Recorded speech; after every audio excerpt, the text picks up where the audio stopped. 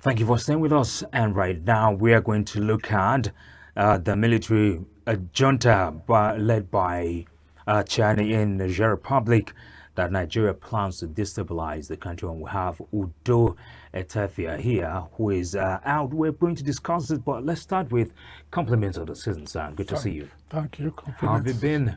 Well, How did you celebrate the Christmas overall? How's it been with you? sure, as we said earlier, before this time, it's always a time to come to the to the studio to do some work and do some discussions.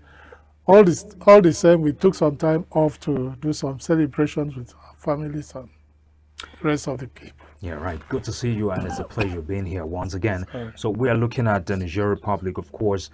This conversation has been ongoing for some time, but because of the Christmas celebration, a lot of people have been not really paying attention because so many things are happening at the same time. But we can't just let it pass us by. I thought television, but we'd like to hear from you, Udo. What do you think about the fact that China feels that the Nigerian government is all out to destabilize Niger Republic? And first of all, they had a military coup which brought in Abdurrahmane Chani. And when he came in, there's been the back and forth with ECOWAS, where the Nigerian government, at a point in time, according to the journalist David Hundayin, was threatening to go into war. And according to David, remember then, Nigeria was ready to invade the Niger Republic. And not just that, our president, since he came into power, I think he's visited France twice or more, to have these stronger ties and bilateral talks between Nigeria and France. And of course, France is the colonial master of Niger Republic. Do you think that's the reason why Niger Republic is complaining about this? Do you think, let me use the word, like Niger Republic is jealous, or do you think there is truth to this conversation? Well, I don't think there's any basis for these allegations. And when he took over power, that is General Chani, when he took over power in Niger Republic, ECOWAS at that time, that is the Economic Community of West African States, decided it was a decision of ECOWAS, not that of Nigeria. Although, the chairmanship of ECOWAS is domiciled in Nigeria by President Bola Tinubu. So it was ECOWAS' decision, because ECOWAS look at it that, look, it happened in Mali, happened in Burkina Faso, and now Niger.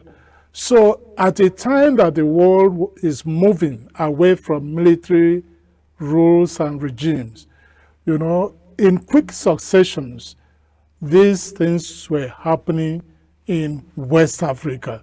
So ECOWAS felt that perhaps they should take military action to restore the democratically elected government of Niger. The man that took over power was not happy about that. And before you knew it, the three other West African countries that were already under military juntas, that is Burkina Faso and Mali, decided to come to the aid of this one and form an alliance that if anything happens, they are going, they are going to join forces and fight.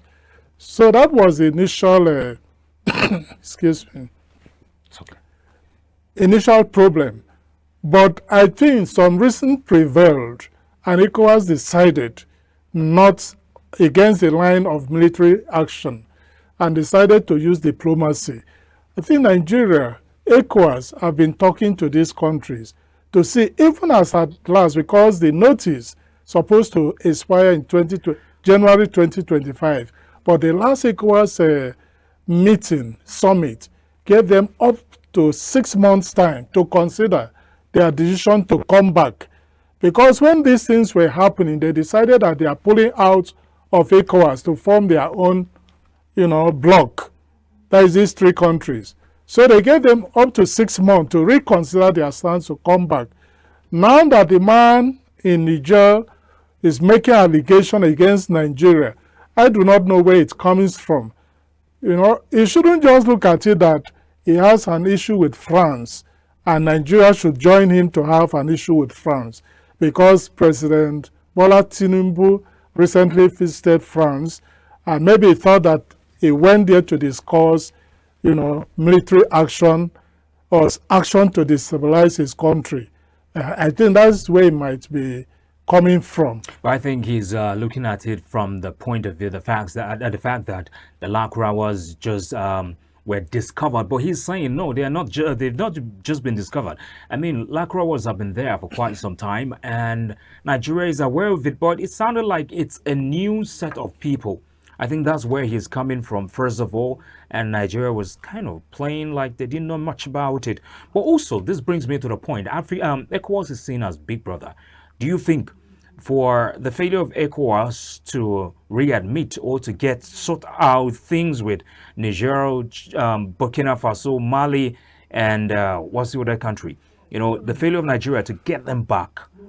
Do you think ECOWAS has really failed? Do you think it has done that Big Brother thing, and you also think it's losing what is expected of it? You think it's losing that credibility in the region? I do not think so, because, ECOWAS is a community. It's an association of all the countries that came together to form it. So if one country or two, three decide on their own, it's not ECOWAS that asked them to leave the bloc.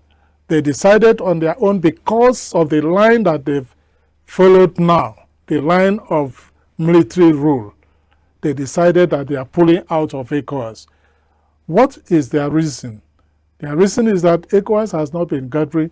You come together, you think together, you plan together. What do you want Nigeria, for instance, to do for you? Nigeria has been bearing a lot of burdens of the West African community.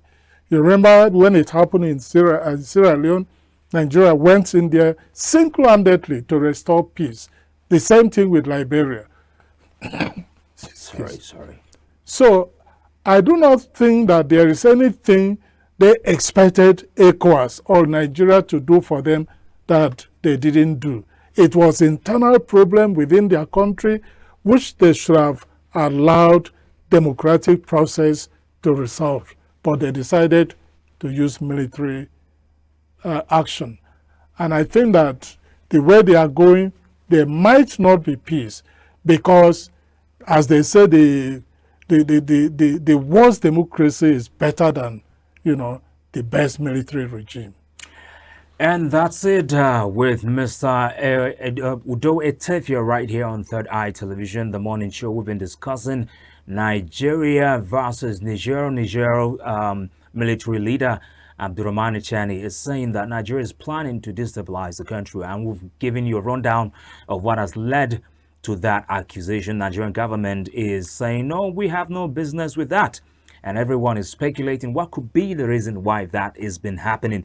But right now, at this moment, the year is coming to an end, and I'm so excited.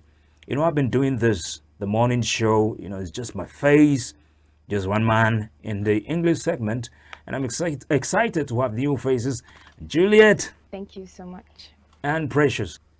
Stay with us. It is Third Eye Television. Once again, my name is Bivan Magoni.